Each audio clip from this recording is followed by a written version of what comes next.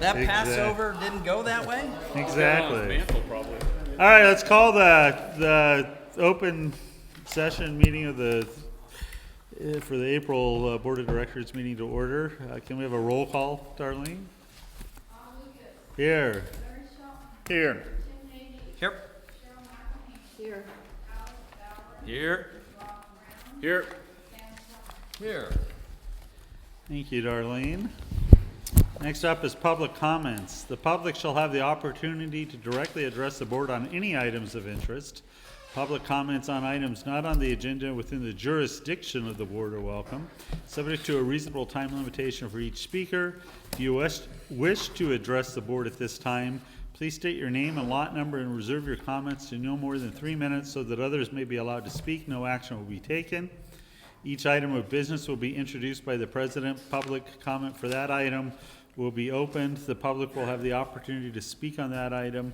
Public comment for that item will then be closed, and no additional public comment will be allowed. At that time, the board will discuss the item and then take action. Do we have anybody wishing to make a public comment? Call on up. And state your name and lot number for the record, if you know your lot number. Hi, Brian Rosebrock, lot 759. What was the last name?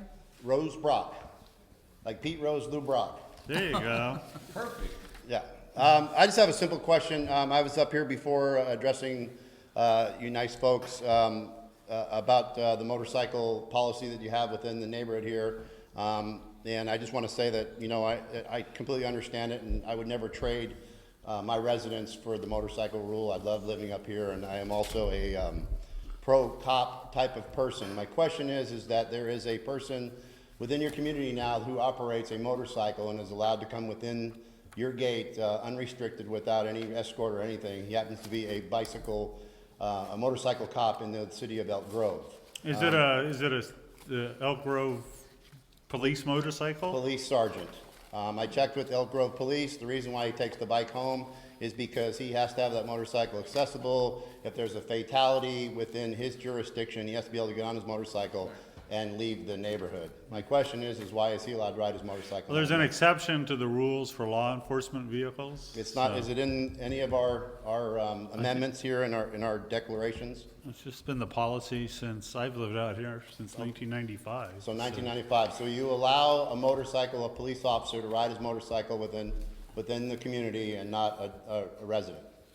The noise, nothing else bothers you about that?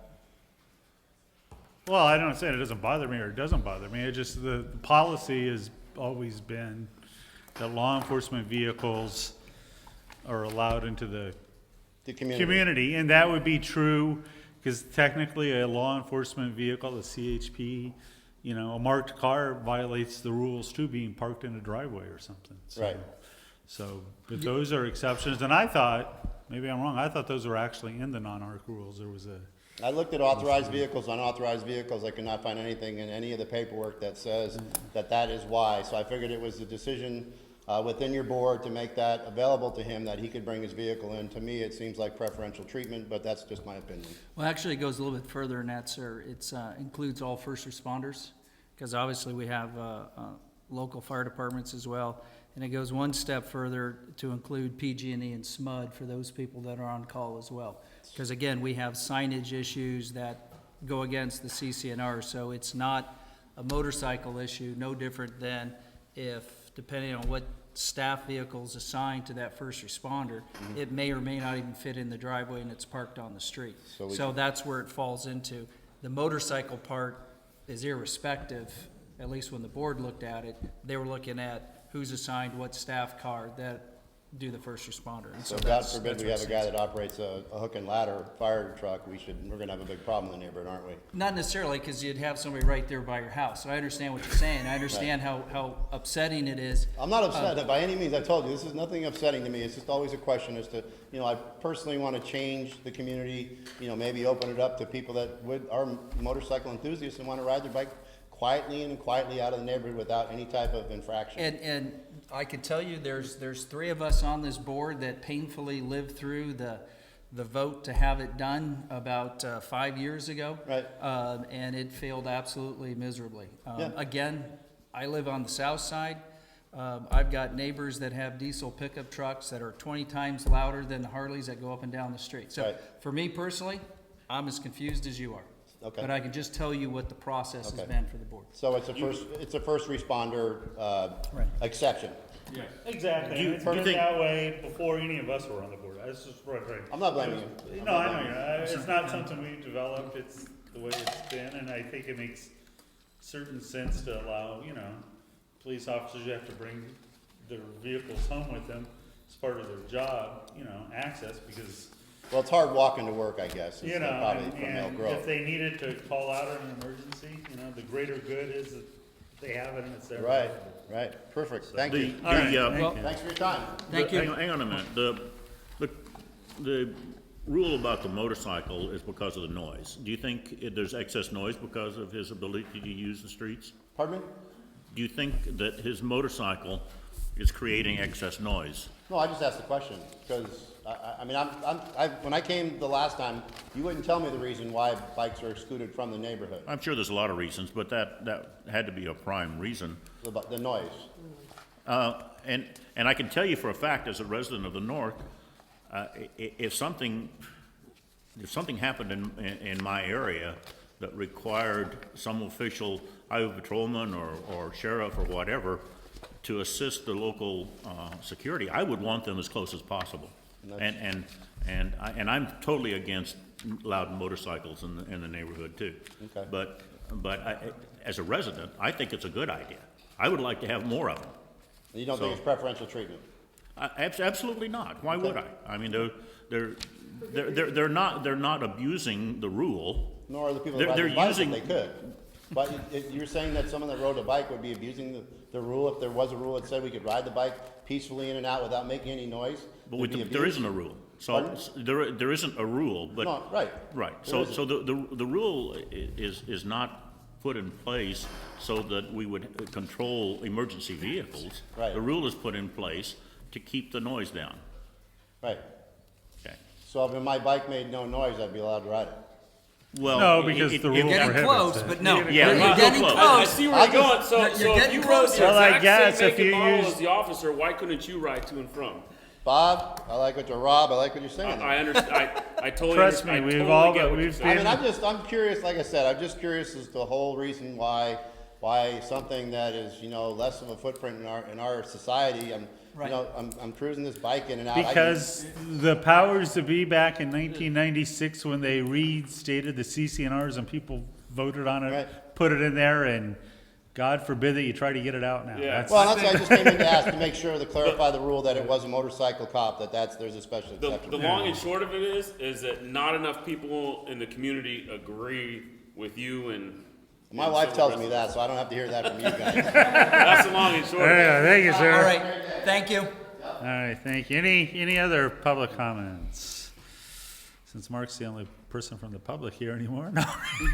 Wait a minute, you think these fine reporters? These fine are not reporters gonna never, public? they're here to report, not to. Well, I think they're forced to be here, and it's kind of painful for them, so. I Yeah. could stand up and give a public comment too. All right. I don't think you have a limit.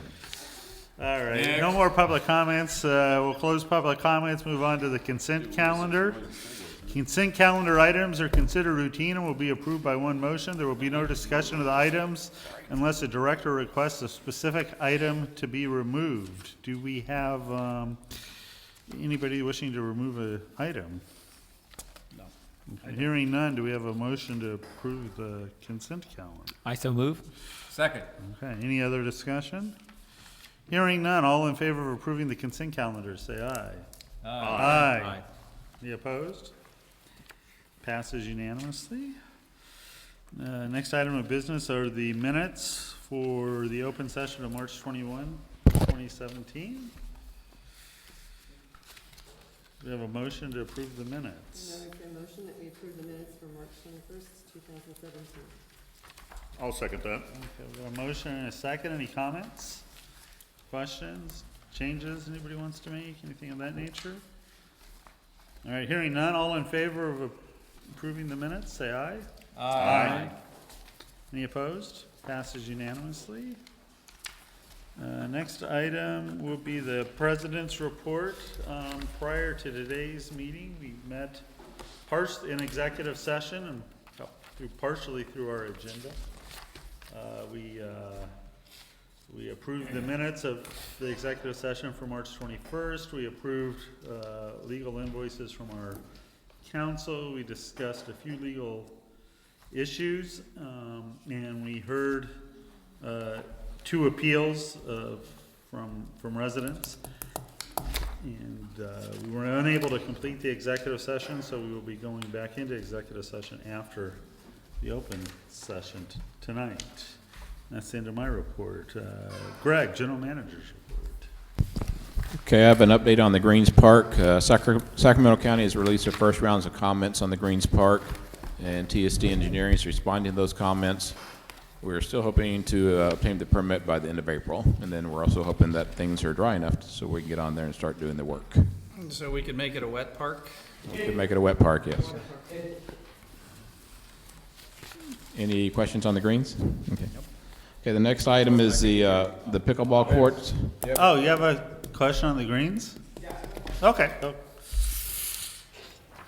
Sorry, didn't see you. Hi. Mark Pekatich. Do you guys want to do any type of opening or ground cutting thing with the greens? Just throwing it out there, because we may not have another parks meeting before then. I would think we probably would have a parks meeting before then, but we're a ways away from having that thing open. I think he means started construction. I think we'd probably opt to have a ribbon cutting to open the park itself. But I would imagine we'd have, some sort of opening ceremony or something. Oh, I thought it's when we had it open, my bad.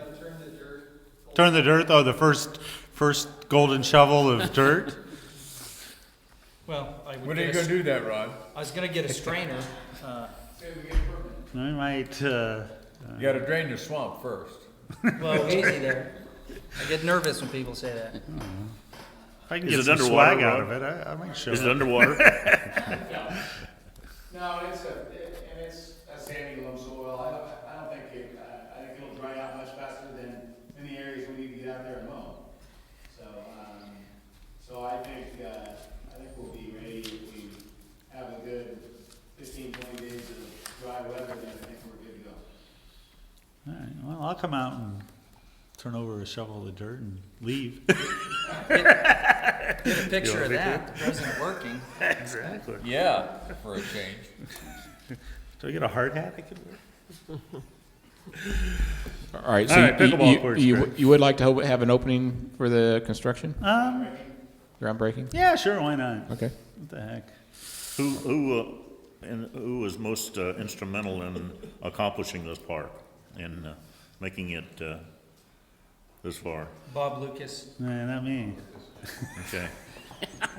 It's his president behind him. I suspect the first voice was the one with. The president should probably be. Yeah, I what I'm want to see saying. pictures of it myself.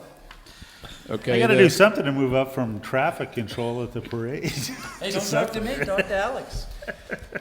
The only thing I'd add real quick is I think this has been on the docket since like 2005, and then there's been a lot of parks committees that have kind of come and gone. So 10 years later to see it kind of actually moving now is kind of a cool thing. Yeah, it's a big So- thing, yeah. I mean, I know it's been since probably 2005, if not earlier, when We they started the should development. down we should invite everybody that said yes to a vote on it. Huh? there. Yeah. Well, Okay, the pickleball courts. The perimeter fence has been installed, and the center fence also. They core drilled the holes for the 4 posts. Our next step is to paint the court and stripe it, and then we'll be ready to get the thing opened up. So, as soon as things dry out a little bit, we'll get the paint on there, and hopefully in the next week to 10 days we'll be ready to go. Yeah, I mean, it's, the paint's also, we gotta have the right weather as well, so it's gotta warm up just a tad. We gotta be able to do that soon. I can't remember, how many courts will there be? 2? Oh, yeah, there'll be 2 courts. I better see pickleball players up there. Actually, it looks pretty cool. Right? I mean, the fence looks real. I mean, it looks like it's gonna be a nice setting for it. So are we going to have a grand opening for that too? Probably not, because we're not going to be invited by the pickleballers. They're a tough crowd. We can get President Emeritus Moore to show up. Oh, there we go. and do Yeah, it, yeah, have him do it. Maybe he can wander over from the dog park. And Yeah. Okay, and the final item is the pump track. Last month, the board directs the staff to level the pump track, which should occur as soon as it dries out enough for us to get the equipment on it. The board has also requested suggestions for reusing the space. Staff's recommendation would be to either a grass play field or a dog park. RanchoMurieta.com did a 48-hour survey on their site regarding the dog park. 288 residents responded, with 68% responding in favor of the dog park. The second option would be a grass play field, which would be used for open play, Little League, or soccer. In addition, Little League has said that they've got equipment from the Anderson field that they're having to abandon, that if we do grass that area, they'd be able to bring that equipment over and put up some, backstops and stuff for the younger kids to play on. Right. And so using either option. So we've talked to Little League, it sounds like, and they have interest? I'm sorry? We've talked to the Little League and they have interest in using Yeah, that? Denise just passed me a note saying they don't want much grass, but I think if it's going to be a multi-use field with Little League soccer and being used for open play, that would probably want to turf the whole thing. Okay, I'm just trying to And they'd have to- envision how much space is out there to actually have a ball field. I guess. It's enough space. I think it's about 32,000 square feet. If you look at the existing dog park, those two dog parks together are about 31,000 square feet, so it's very similar in size to the existing dog park that we have at the Stonehouse. So we'd have to do, Dog park in there. so if we did it as a Little League, I guess what's the cost if we did it as the Little League or soccer Well, field? I think just the grass? Little League dog park will be the same, exception for the additional fencing you'll need for the dog park. And so I just put down the cost of the additional fencing, which is $4,480. And so if you go dog park, it'll be a little bit more expensive. We'll probably want to put a drinking fountain too if it's a dog park, because we did the one at Stonehouse. For humans or for the dogs? For the both, it's a lower end. Do they use the same one? Yes, they do. Just asking. Yeah, stand out there with a hose, Tim, and we'll take turns on it. How much upkeep and maintenance is required on the dog park versus the field? I think you're going to be mowing both of them, so basically maintain the irrigation and mowing and fertilization. About the same. Do we own the land? No, it's more of a lease site than an owned site. When that gets mapped, we'll own the land. We don't own the land for Riverview We have Park. an easement over the property. Yeah, whoever owns that, Riverview owns the land, but that's true for the park, the whole park as well, we don't own the land. Right, we just have an easement for the entire Riverview Park because it's never been mapped. I think that was a pretty good response, though, regarding the dog park. That was much more than I expected. And I thought that was pretty good too, and So- were they just asked, I can't remember, were they just asked, what they think that should happen to it, or were they given options? Can't remember. I think it said, the RMA's thinking about having a dog park. Oh, okay. So, all right. I remember looking at it, I don't remember what the. I voted for the cat park. Yeah, Larry wanted the cat park, I know, so. All right, well, do you want a motion out of us for to go one way or the I other? mean, if you want additional information or you want additional discussion next month, whatever your wish is, I mean. I get where Little League is coming from and probably soccer, especially losing Anderson Field. They've lost the Burger King site, but we are gaining more grass, so to speak, up at Stonehouse. So as much as I would like to say, yeah, it'd be great for Little League, I think we can incorporate that footage up at the Stonehouse site. Does the Little League use that diamond? Well, they're looking for the much smaller group, the T-ballers and those types of things, because they're just looking for a place And to. they just to throw put it. out little plastic bases, but a backstop, especially up on that little field across the square, a backstop up there because it's an elevated field, and there's not a lot of fencing, a backstop I think would do. So, Could we bring it back Yeah, let's next bring it month, back. and maybe we talk to Little League to see what the option would be on if we were to take some of that equipment, which is brand new, over at Anderson Field, and would we be able to put it over at Stonehouse, and kind of where would that fit? Not obviously this year, but Yeah, I'd maybe like next to get year? some more info, maybe. I don't and know then if that it's way, I mean, appropriate, let Recreation Committee look at it and give us their recommendations too, maybe. since- Yeah. is They might it have a possible better that sense of the Green different Park uses. would have either one of those facilities available if we use a dog park one place and in the Little League. I don't think, yeah, if I remember the blueprint of the Greens Park, we weren't gonna have much of anything there as far as grass. But I would think we would take what equipment they had, and obviously this is for you, Rod, you know, where in your mind do you think we could get it? Obviously, this season's over with, but where it could be for next season would kind of be my question. If we could do that, then that takes any questions I would have for Little League, just push them that direction, and now we look at whether it's a cat house or a dog park or whatever we're gonna put there, so. And I think we'd probably need to coordinate with soccer and lacrosse also. Again, if they're looking for a brick infield, that does limit the use of the other sports. Right. And if we were to go to the sports field direction, let's call it just a sports field direction, I do have, I guess, maybe some concern over parking and stuff out there, if it's gonna get more use, if there's parking available in the neighborhood and stuff, just things to consider. I'm not saying yes or no, I don't know, I just know it gets pretty crowded out there right now when they have Oh, yeah, games and yeah. stuff. Would it take away the home run fence for majors too? Yeah, so. Well, I'm almost thinking the other side of Stonehouse where the practice. No, I know what they're. Yeah, that's what I'm thinking. But yeah, I think if you bring it back. Okay. And maybe we have some discussion. Do you think it's appropriate to, maybe a recreation committee to look into it? That'd be fine, and I then think that's- we need, it'd be good for somebody to bring back a I mean, to have recommendation, somebody right? besides just us looking at Right. Okay. it. All right. I guess the only thing I'd say is that, you know, I want to make sure that we have 288 people that vote for something, that we take really, you know, take that into consideration. Yeah, well, I mean, you could, Well, there's yeah, I mean, 700 that's in consideration, but then there's over 2,000 that didn't say anything either, Well, so. there's 700 residents over there or something, isn't there? Yeah, something So like that. 288 of them, that's a, Well, it's not necessarily people on the south, 288 is south, I mean, there's 700 lots. yeah, but there's 2,200 and whatever it now, 14 plus. Well, I realize The that. 288 isn't limited to just the south, is what I'm saying. I don't know. 288 can be whoever logged onto their website Could have been from someone outside the and voted. community. Yeah, it could be somebody, I wouldn't, you know, I would think most of those had to come from the south. yeah, 68% of 288, whatever that is. I don't know, what do I know? Okay, that's the end of my report. All right, thanks. You're asking that question, No. Sam? Okay, that was rhetorical. All right, yeah, rhetorical. No, but that's important, I mean, to finish up, that is important information to consider when we. All right, next up are, committee, finance committee, Cheryl? The finance committee did not meet this year. Ah, Is it because we don't have any money, or you guys just didn't want to? We didn't even want to. Oh, okay. all right, Sam, Architectural Review Committee. Well, I don't want to report either. Okay, the Architectural Review met on Thursday, April the 6th, and we went over some driveway parking variances, a room addition, an arborist report regarding some redwoods up on Chesbro, and a new residence plans, and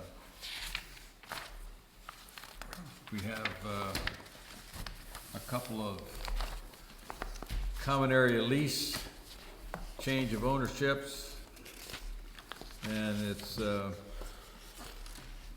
common area lease for lot 174. This is an existing lease, and it has a change of ownership. And also another existing common area lease for lot 704, also a change of ownership.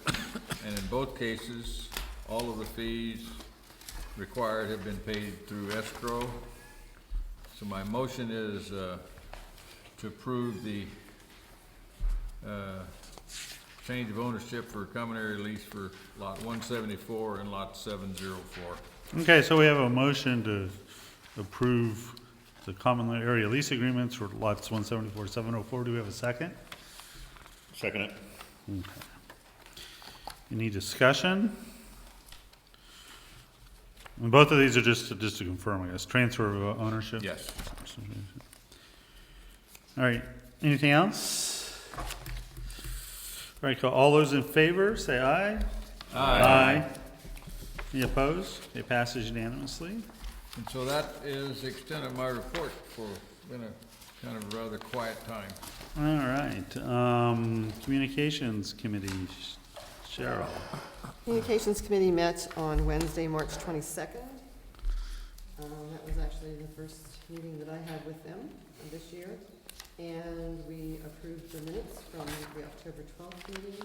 And we had Brandon Fuller here from Greenfield Communications that gave us an update of where they were on their status with completing the fiber project. And there was lots of discussion there because people still are concerned about the cable being above ground, and he assured us that that's their main thrust right now was to be starting to get the cable off the lawns and into the appropriate storage mechanisms that they're having.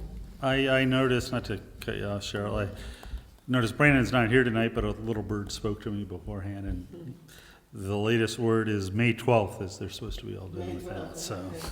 May 12th, it is. Yeah. So there's just still some people that are concerned about that. No, it wasn't him. And that was the first viewing for the Communications Committee of the RMA newsletter that's going to be going out quarterly, so they got a chance to look at that and to find out that was sent out, and they felt that was a good avenue to give Greenfield updates in the newsletter, which we did. It was already in there. They also made a recommendation that we put some information in there for the AT&T customers. And so that we were adjourned. The only thing I'd add about the Communications Committee is that somewhere we talked about, it said that the newsletter would be mailed out to people that we have the email addresses for and posted on rm.com.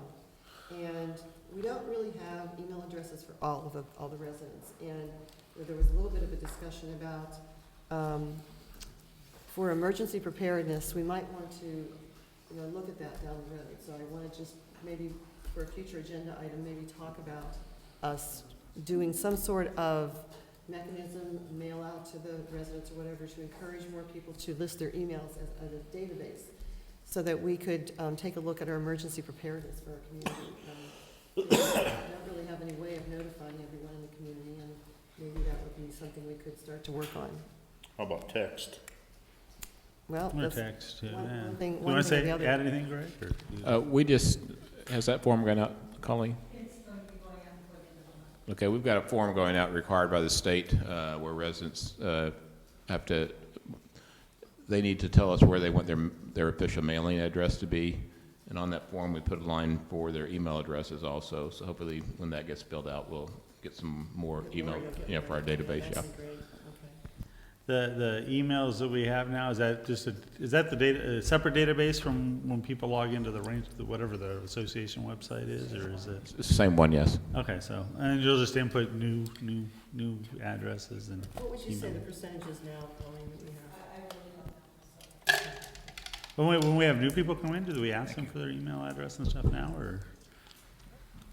Yeah, we should probably add to whatever form when they. Okay, yeah.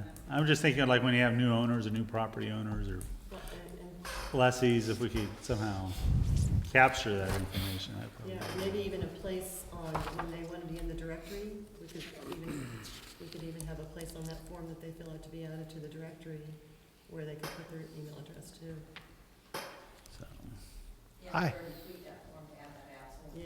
Yeah, I mean, I don't know, it's an ongoing hassle. It's easy to overlook, and before you know it, you have, half the emails are invalid anyway, so.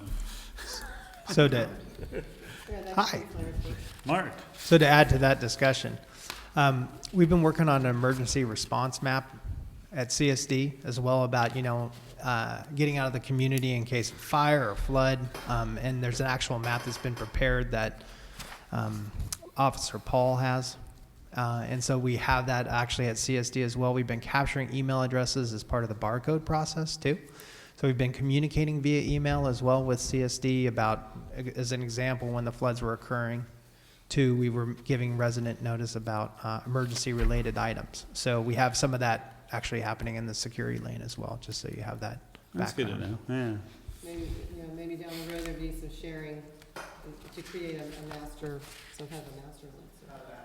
Yeah, certainly, yeah, I mean, if they're coming in for barcodes, that's a good time to capture email addresses too, so, or text or whatever, you know. Yeah.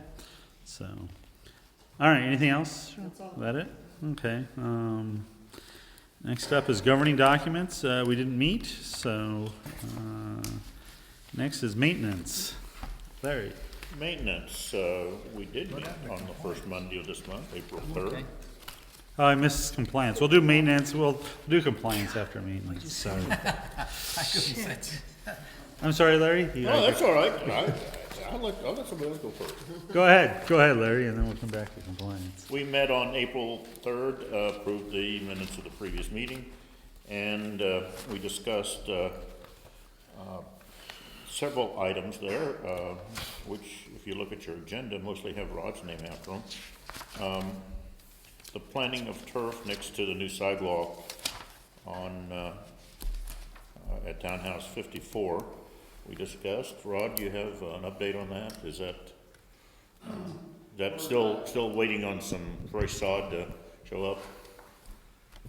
Fresh sod and a little warmer weather. Yeah. Which actually we'll be getting some sod within the next week or two, and we'll go over, it's not gonna take more than about half a dozen rolls over there, and we'll go ahead and place that in that area. Okay. Excuse me, is this what that lady was talking about? Yeah, With the- that came to the last meeting. And Rod and I both visited the side Rod had already previously visited. It's not a serious issue. It's a 2 or 3 inch drop from a sidewalk that a contractor put in Okay. onto common ground. perfect. So Rod's just gonna throw some sod in, little topsoil and some sod. Simple fix. We also discussed the speed limit signs and the board, On pathways? Huh? On pathways? Yes, on pathways that are designed for walking and biking. And the idea was to reduce the speed limit from the 25 miles an hour, which is not, if it's not posted, everything's 25 miles an hour, to 10 miles an hour. Well, you gotta keep your golf cart down to 40 now, And you think that's going to, I don't think we're gonna do any enforcement, but I think having the stop sign up there will allow me to step out in front of them and wave my hands. and get run over? I just, having spent time on the American River Parkway, Well, good luck on posting signs out. I hate to waste the money on that, based on my experience on the American River Parkway. the biggest problem is golf carts that have been souped up so they go 30 miles an hour. And that's on the same narrow path as a bicyclist and a guy walking with 3 dogs and 2 kids, and they don't work very well. The speed limit needs to be reduced. I mean, I'm not objecting to the golf carts using the path. I'm just saying that the kids literally use it as the Grand Prix of Rancho Murieta to see how fast they can go around the corners. Are you gonna paint those on the pathway, or you're going to put up signs? Because you're gonna, that's wasting money to put those signs up there for those pathways, because they're not gonna pay any attention to that, honestly. I'm just telling you, it ain't gonna happen. We've got, Unless you got somebody out there with the radar. no, I do understand that it's gonna have to be self-policed. You're gonna have to just depend on people to say, okay, it's only 10 miles an hour here, I'm gonna go a little slower. But in case we have problems, we can point out that it's only 10 miles an hour on here, after you ran over a dog, you know. You can't just post a speed limit sign without justification. There's gotta be there's gotta be something that says, you can only do 10 miles an hour this because it's either safety, and we did a study, and there's been so many of this, and we've had these kind of incidents. You just can't put a speed limit sign out. The CCNRs say that it's 25 miles an hour in the community unless otherwise posted. And I did a survey around the community to see how many of these 10 mile an hour signs we would need. And just about every path, especially the dirt paths, are all posted at 10 miles an hour.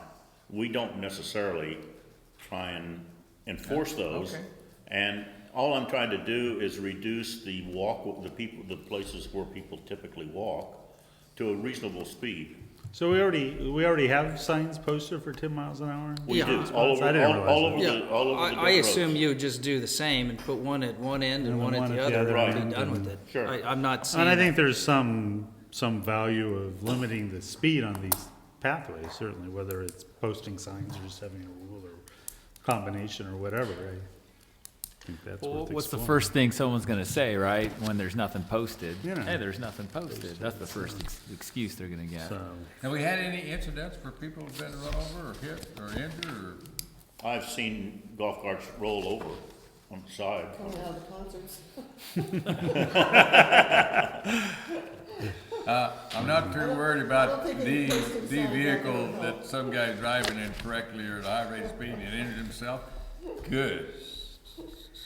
I don't, but if he runs over somebody, I don't know. The area that I'm really most concerned about is, it's interesting because they can go 100 feet and they can go on a street and go as fast as they want to in the golf cart. But they literally choose to go on the path around the lake, not because it's more scenic, but because it's more of a challenge. And the challenge is to see how fast you can go. And, On a golf cart? yeah, What are you talking about? the front lake here, yeah. So- I guess I would ask that it falls back to Rod, whatever our standard is, where you've put signs for all the pathways we have, this one gets it and we move on. And how we enforce it is how we enforce it, type of thing. But just leave it at that, and at least there's a standard on why we have it. And if we don't have it there, shame on us, but it'll be posted, and I think you said it best, it's gonna be self-policing, but as you said, when it is brought to their attention through compliance, it is posted, there it is, and we move on. Okay, and the next item is a fountain, and a new fountain at Guadalupe Lake and a backup pump for the 5 fountains that are going to be on the front lake. And Rod can address that slightly. Actually, I have a couple of questions.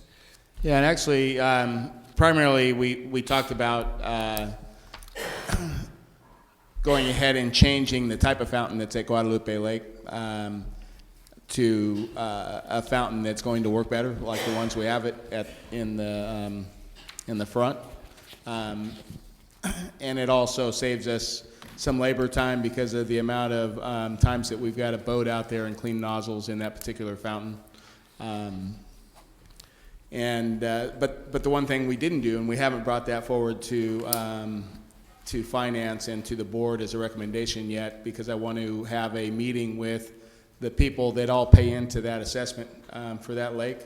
I don't necessarily want to dictate to them that we ought to change the way their fountain looks now to something else without talking to them first. Okay. would they have to actually approve anything we did, or? No. No, but They're just again, paying for the electricity, if I'm not mistaken. That's correct. Right, All right, so. because I assume we pay for the, yeah, I think having some dialogue, that answered that. They're paying to build a reserve account to replace the pump. And Rod's saying that he has enough money in that reserve account to upgrade their pump Okay. to something that requires a lot less maintenance for his crew. Okay. But unfortunately on that, I have been corrected. The assessment that we collect from the people that are in that area, that's part of that group, that assessment does not cover the reserve fund. I didn't think That's it what did. It was supposed to be That's just what I electricity. thought it did, Flash but it. it does not. That reserve fund is funded from the RMA. What do you? What? She did.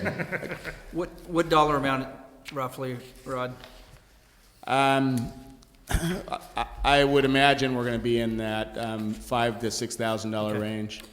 And I guess my question where I'm going is, we've put a ton of money in the front lake, we're gonna put a little bit of money in that lake, and we have I don't even know the name of it, Lost Lake on the south. And I don't know if there's any of the leftover stuff that's not good enough for over here. Can it be thrown to the south? You see where I'm going?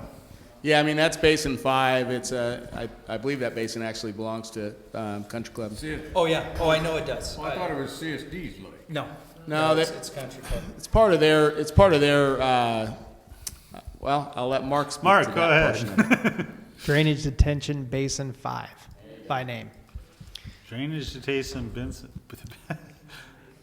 5, got it. Detention Basin 5. Detention Lost Lake Basin is what I call 5. it. Yeah. Yeah, flows out to the river, so you can't treat it chemically, is the issue. So the solution that came up a few years ago was the aeration system that exists out there, and then also the one fountain that exists out there that helped contain the smell. Right. And that was a joint project between RMA and CSD that was actually pretty successful. It was about a $10,000 project. And so what happens is CSD maintains the aerators and the equipment that's out there and clearing it of clogging and things of that nature. And then RMA helps pay for the electrical cost of operating that equipment out there. Then who owns the basin? Does CSD own the basin? You guys own the dirt, CSD owns the water. The typical, the water is yours and the. Yep, you everything nailed else is it. that. Just like, Country Club owns the dirt. right, Yeah. but The I country mean, club owns the dirt? Yeah. it's one of we own those nothing. weird leasing things that needs to be kind of shuffled around at some point. But ultimately, Tim, I think what that solution did. Fill it in. Wait, I'll wait. There's a sidebar conversation. Do you want to finish that conversation, or? Go ahead, Rod.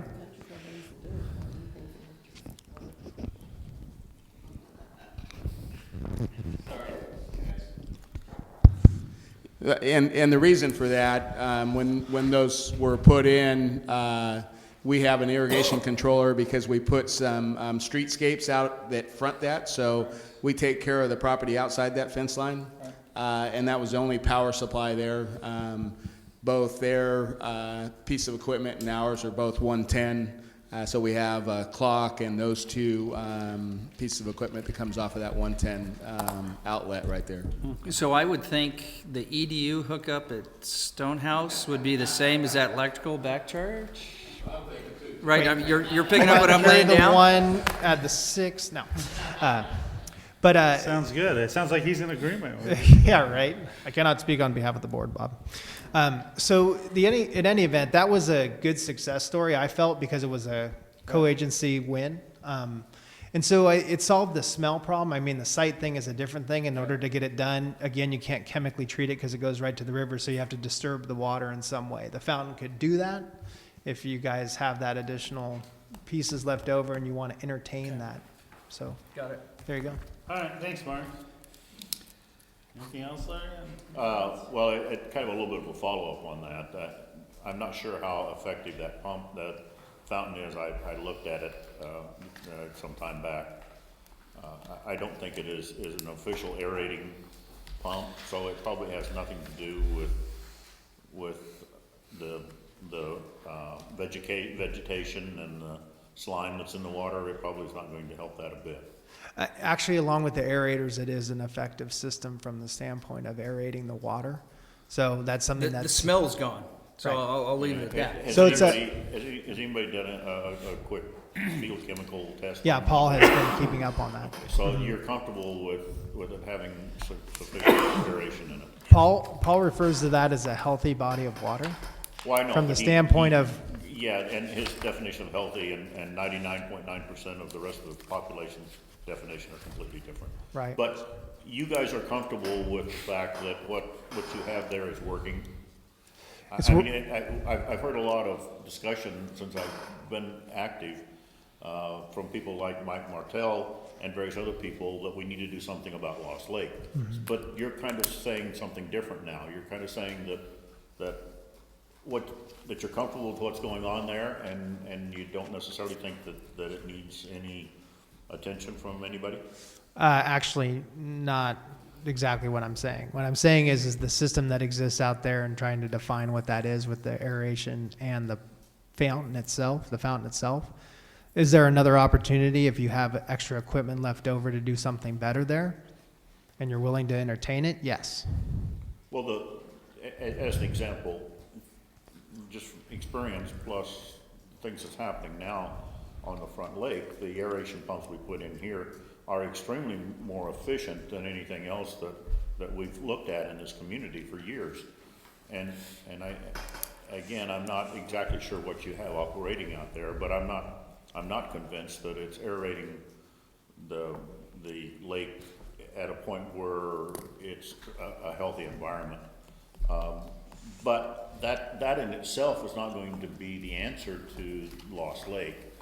If you really want to clean it up as a valid neighborhood lake, for whatever purposes, including aesthetics, you need to put fish in there. You need to, there's a lot of other things you need to do, short of treating it. But it can be done to improve the quality of the lake. Yeah. So, We've if actually you guys are comfortable. If go I ahead. can interject real quick, Sure. I apologize for starting this. So we haven't even got to this if we could edit this out, that would be perfect.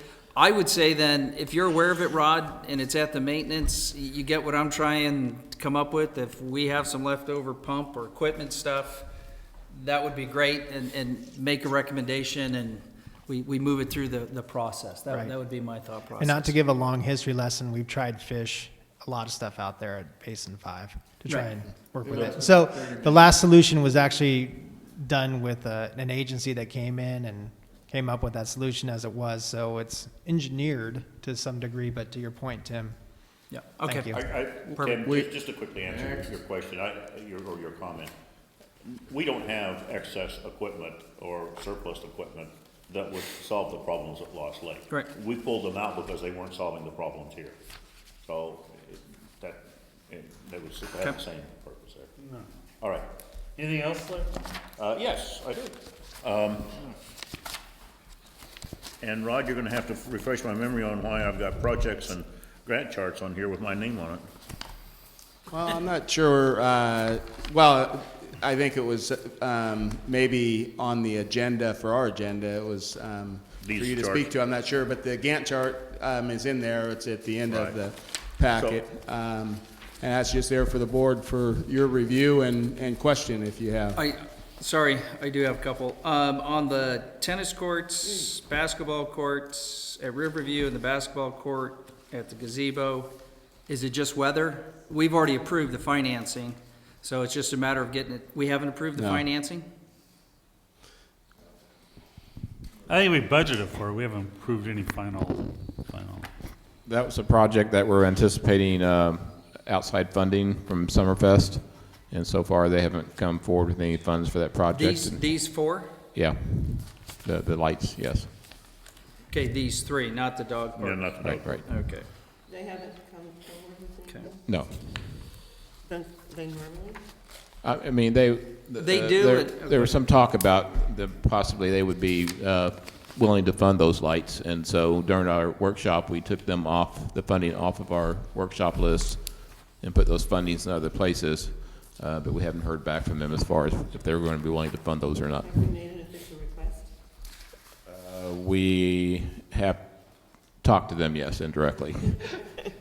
We made a request, maybe not an official request. Maybe we need to make it official. Okay. We can September We've 12th, dialogued. when we with buy them, the table. I will send them a letter. so. The other question I then have on your timelines, the privacy wall repair on the South Parkway. I'm going back to when Randy Janko was on the board. Is this the project we were talking about then? How we're gonna hang the panels and do all those things? One and the same. Okay. Yeah, we still need to get an engineer involved to take a look at exactly how those attachments ought to take place. So, we're going to make sure they're not hazardous. And we're going to get some of these other things that are really time sensitive done. And this is funded? We funded it this is. one? It's funded in the reserves. Okay. Perfect. Thank you, Rod. And then, did you want to have any discussion about update on the fountains here at Laguna Joaquin? We have four of the five completed. The fifth one over in the far cove, we've got most all of our underground done. We're waiting for, and then we've got to pull wires, and then SMUD come out and do, set the meter, and then county hopefully to come out and bless it, and then we'll fire that up and we'll be good to go. Okay. Is that the last pump we're putting in there? It is, Okay. for now. Easy. All right, easy. Okay, let's just move on.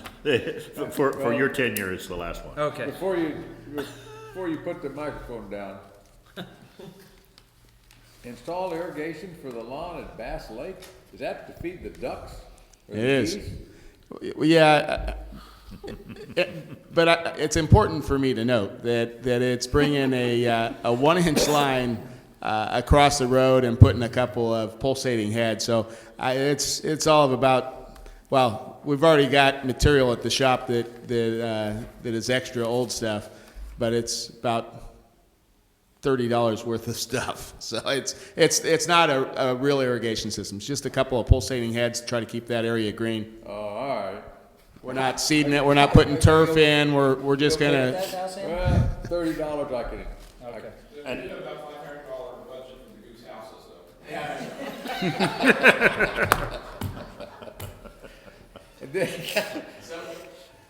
They got to be able to get out of that irrigation water and get protection. Can we just shoot the geese?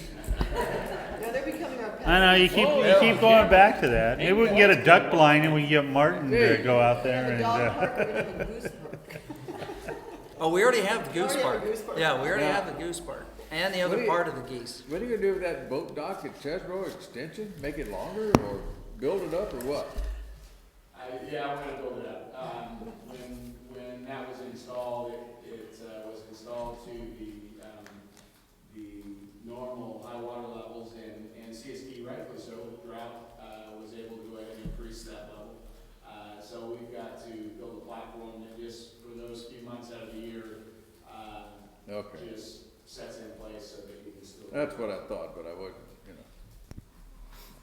That's the end of my report.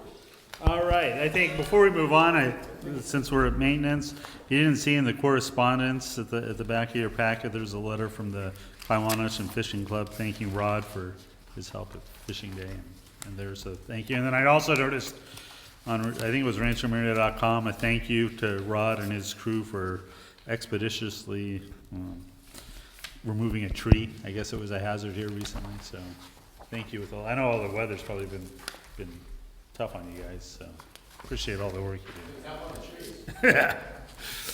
We got a tree I need to get out of my yard. You wanna come over and take care of it? That'd be- Happy to. Okay, going back to compliance now. Tim, sorry to skip you the first. Oh, no, I wish you wouldn't have had somebody mention it. We met on April 3rd. A couple of things I want to bring to your attention. We've had a resident make their fourth appeal and not show to compliance. So should they opt to appeal, they're probably just going to be sent right to the board instead of wasting committee time. I know a letter was sent saying that, instead of just prolonging these multi-$100 fines, feel free to pay it or move on. So with that, it might be coming our direction. You'll see the consent to fines. You're gonna, instead of wasting the committee time, you're gonna waste the board's time? Mainly your time, yeah. You're picking up what I'm laying down, Sam. I want you to go behind pink sheet number 1. And we had a resident come orange in sheets, but and talk about the access points around Chesborough Pathway. I know that staff's had some conversation, remedies have come up with it. Bottom line, and I've seen this personally myself, where the moms just take the kids out of the dual strollers, set them on the other side of the rocks, lift the stroller over, put the kids back in, and away you go. So with that said, it'll be a standard entrance, I was gonna say 38 inches, something like that, and so that's gonna be taken care of. We're not addressing whether golf carts should be on there or any of those other things. It's just access for the bicyclists and basically strollers around that portion of the lake. 38 inches keep the golf carts out. Correct. Tim, there's really only one opening that is not 38 inches or more. And I'm kind of wondering if that shouldn't kind of be a standard, because it also is the justification for openings for wheelchair access. And I'm not saying this because of Segway access, because I can get through that gate fine. But, it would be very simple to correct that one. And what it is it's the only entrance over there that has 2 posts instead of just one. Correct. All the others have a single post.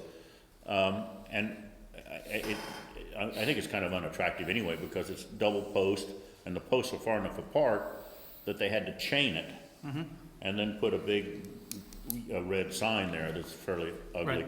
So one of the obvious solution would be to move one post over, and if they did, then your access would be, you wouldn't have to have the chain, item one, and then you would have 38 inches. But a simpler access is simply to move. It's got 2 posts and then rocks on the side of a walkway. And on one side, the rocks are about 6 inches into the walkway. Right. And just slide that rock over. And it Those- take a couple of men like you to Right. move that rock. We've had the rocks moved because golf cart access was wanted. So obviously bigger rocks get there. Short of addressing the entire pathway system, egress and exiting, this was gonna be an immediate fix to get done, because it is used quite a bit. I think at the end of the day, at some point, RMA is gonna have to look at entrance and exit points on all the pathways. My other concern was, and we're not gonna address it with this, is just purely access for security going 360 around that lake. And again, that's for a different time when we look at some of the more master planning of what the pathways are gonna look like. Behind pink sheet number 2 is a proposed non-arc rule for electrical bicycles. We've all read it. Definitions are pretty clear. The compliance committee did kind of question why we needed the rule. There hadn't been compliance issues or any issues brought forward before. And again, this would really address manufactured or sold bikes prior to 2017 for January. But this is where it's at. This should go to, if I'm not mistaken, to governing docs from that standpoint. And then if you read the second page, the existing language is there in red would be, except for class 1, low-speed, pedal-assisted electrical bicycles, which are allowed on the north. So I was gonna bring it up to the resident that was asking about motorcycles, but I don't think this was gonna be a buy-off for him, so I didn't. And then, if you look at the summary of reports, a drastic change in residents' behavior from the first prior months of the year on speeding and stop sign violations to what's taken place in the last month or so. So that concludes my report. Okay, do we need a motion to actually move the thing to, so, is that, you made a motion to move it to I'll make a government? motion, where'd it go?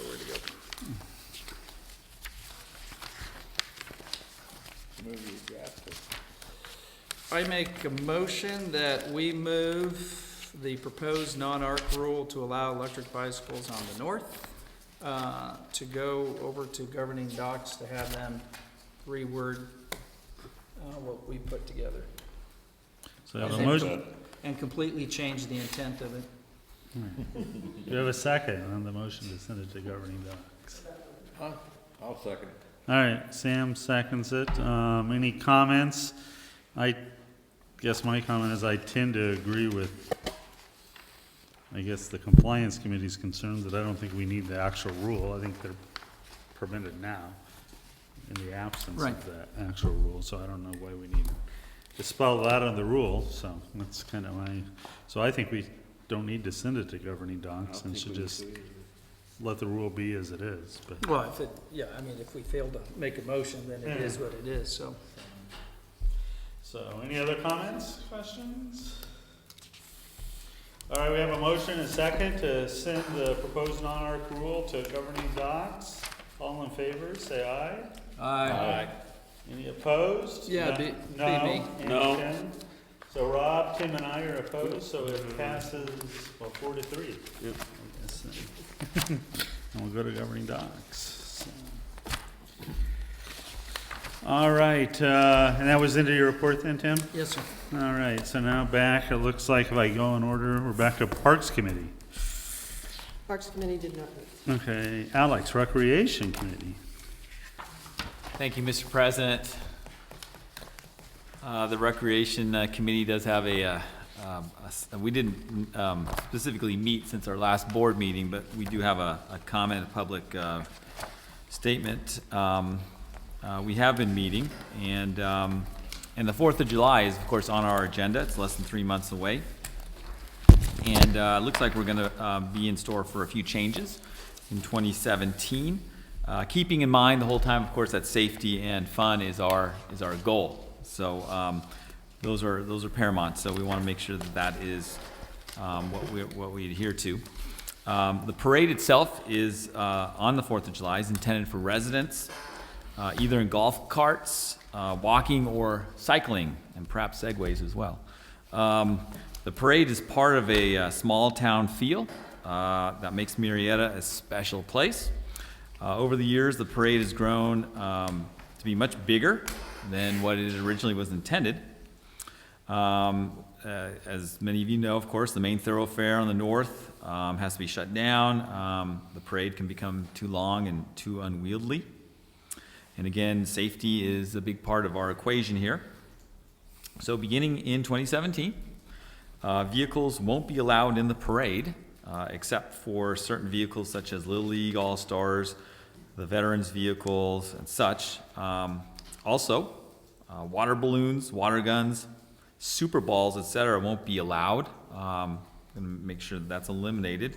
I think the president can speak on that one. Candy tossing into the crowds will be allowed, but we want to stress the tossing part.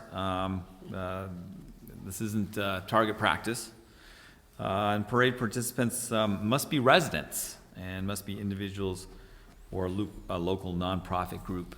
Again, fun and safety is what we're looking to do here, and so we're kind of streamlining the parade. So that is a report from the Recreation Committee. So when you're talking about vehicles limited, you're not talking about golf carts, you're talking about cars and... That are part of the parade, yeah. Okay, and limited to the extent they're allowed, they're limited to residents only, and That's correct. the thing. And there's a registration process? Well, I don't think there's a formal registration process. No, we're trying to get the word out there. No.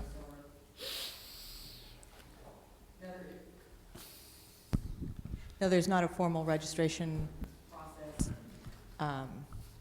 but we're trying to get the word out to everybody, and hopefully it'll get picked up on, in the River Valley Times and .com.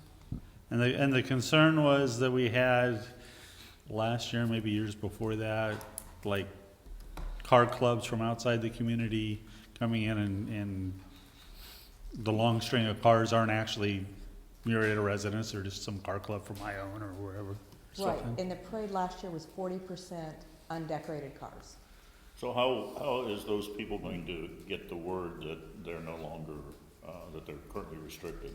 Hopefully they're watching the board meeting, or it'll be in .com and in the River Valley Times.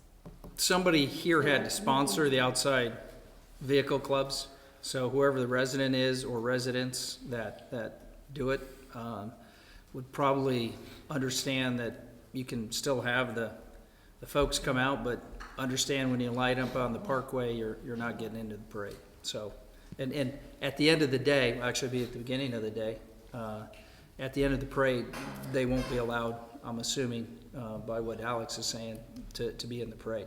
So I guess when it's time to line up on parade day, we'll have to.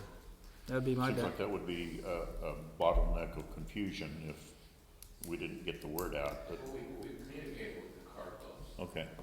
The ones in The Murieta, local yeah. one, yeah. Yeah, and I think that's what it is they have car clubs and then they have car enthusiasts outside the community they invite, so. Anybody can show up before the parade starts and if someone doesn't hit them over the head, they can join the parade.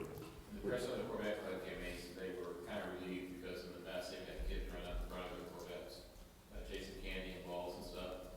And so he said actually they were considering not participating because they felt it was unsafe.